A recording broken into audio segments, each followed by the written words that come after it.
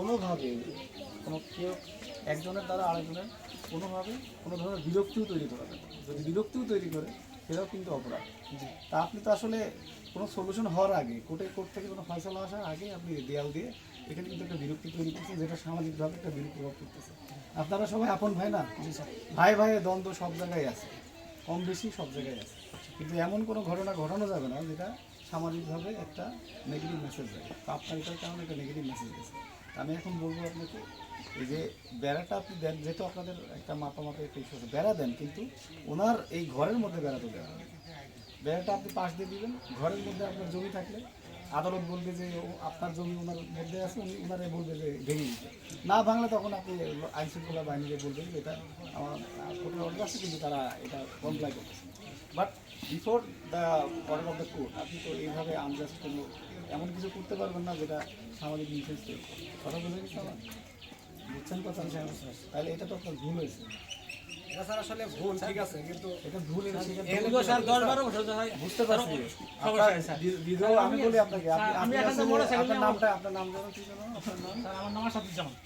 ইয়া কি জানো, চাকরি করে কি আপনি চাকরি করেন? আমিও চাকরি করি হাই স্কুলে। আচ্ছা, হাই স্কুল চাকরি করেন। যাই হোক, সরকারি একটা নিয়ম আপনি জানেন যে কোনো কোর্ট অর্ডার দেওয়ার বিফোর আপনি কোনোভাবেই কোনো স্টেপ নিতে পারবেন না। আমি যেহেতু আপনাকে বললাম মামলা চলমান আছে, কোনো রায় আসে না।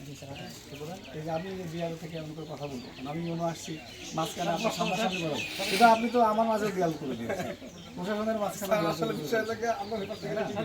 না না, এই জন্য তো আমি এইভাবে কথা বলছি। দেয়াল তো দেয়াল এখন সরাইলে আমি আপনার সাথে কথা বলবো, দেয়াল না সরাইলে কেন?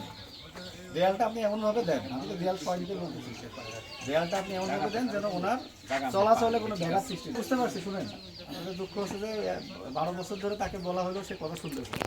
এখন এটা আপনি আমাকে আমাদের স্যার একটা মামলা 5-7টা মামলা আছে, আমরা একটা মামলা করতে পারতাম না স্যার। আমাদের একটা মামলা আমরা করিনি ইউনিয়ন পর্যায়ে ভাই হিসেবে, আমরা ভাইয়ের দিকে লক্ষ্য রাখি যে একটা মামলা করিনি। আমাদের 5-7টা এই 2 মাসের মধ্যে 3টা মামলা করেছি স্যার।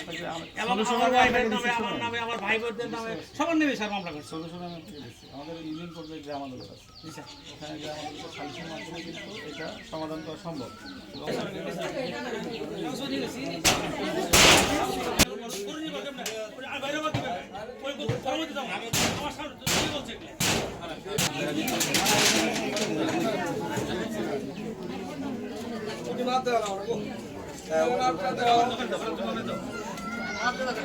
এদের বিষয়ে থাকতে পারবো।